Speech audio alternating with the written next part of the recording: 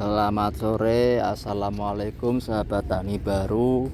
Sore ini saya berada di areal persawahan saya. Yang saya tanam ini padi Inpari 32 pada usia 24 hari setelah tanam. Sore ini saya bereksperimen dari hasil belajar di internet, browsing di Google berkaitan dengan penanganan padi yang asem-aseman ini.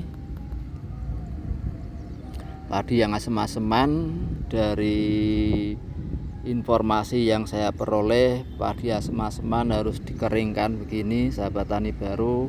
Yang kedua, tidak boleh dipupuk urea karena nanti malah semakin parah. Dan saya browsing bagaimana kalau menggunakan KCL. Dari hasil browsing justru disarankan menggunakan KCL, dan sore ini saya aplikasikan KCL lalu Potska saya tambah dengan dolomit sahabat tani baru. Hari yang kemarin sudah saya aplikasikan dolomit, belum nampak hasilnya meskipun dari sedikit sahabat tani baru ya. Jadi muncul tunas-tunas baru, tapi apakah dari tunas baru dari tanaman yang terkena asem-aseman nanti bisa menghasilkan anakan yang banyak atau tidak. Nah, dari hasil belajar itu, untuk merangsang tumbuhnya tanaman padi, pertumbuhan akar dan jumlah anakan perlu menggunakan KCL. Maka saya aplikasikan KCL lalu Potska dan dolomit sahabat tani baru. Ini baru saja selesai saya taburkan 3 amunisi tersebut pada lahan saya. Dan perlu diketahui sahabat tani baru, untuk 3 amunisi tersebut hanya saya aplikasikan pada tanaman yang terdampak asem-aseman. Jadi tanaman yang sehat tidak saya aplikasikan ya. Jadi nanti kalau ini sudah sehat, mungkin 2-3 hari atau 4 hari begitu akan saya aplikasikan pemupukan berikutnya. Jadi karena di informasi itu tidak boleh menggunakan urea, akhirnya ya pemupukannya ditunda. Jadi fokusnya pada kali ini saya bagaimana menyehatkan tanaman-tanaman yang terkena asem-aseman. Setelah sehat sahabat tani baru, karena ini tidak ada air, jadi tidak bisa melakukan penyulaman.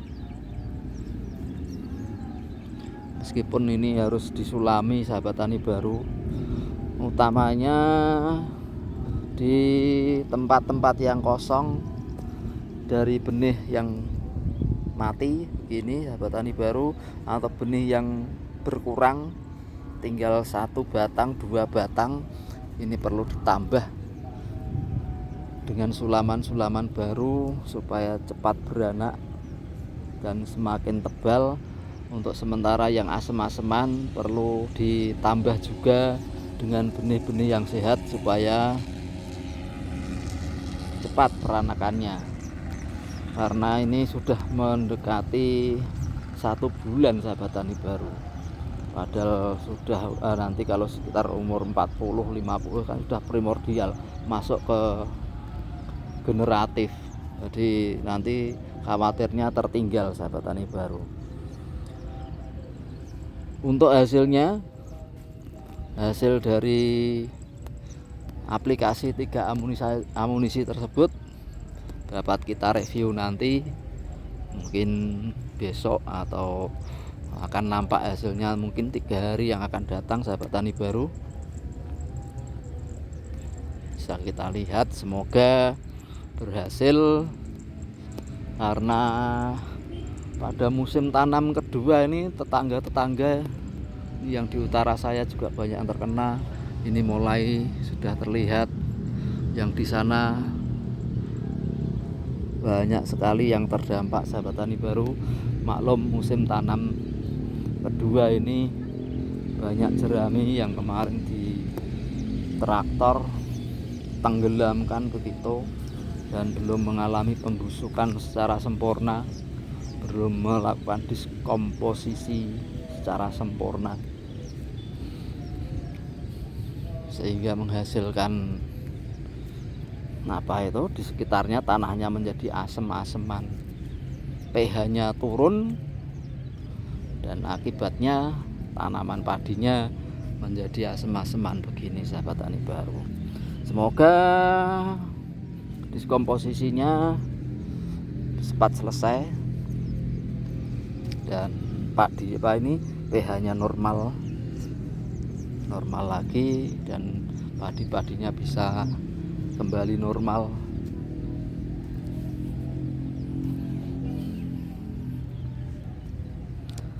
Ini yang di areal sini kemarin udah masih hijau-hijau, sahabat tani baru. Ini mulai terlihat ada yang terdampak asem-asemannya. Untuk Polska itu ada unsur N-nya tapi persentasenya kecil. Semoga tidak berpengaruh N-nya, karena malah justru menjadi asam kalau terlalu banyak unsur nitrogennya.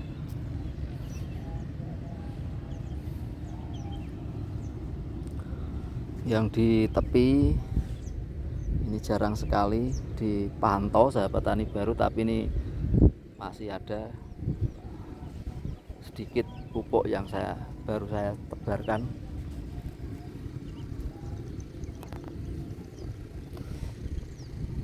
Demikian, sahabat tani baru, untuk aplikasi 3 amonisasi tersebut untuk mengatasi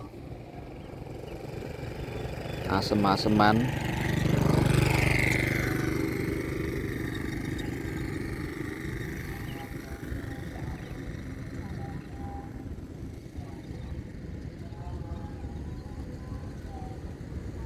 Sekian, selamat sore. Wassalamualaikum warahmatullahi wabarakatuh.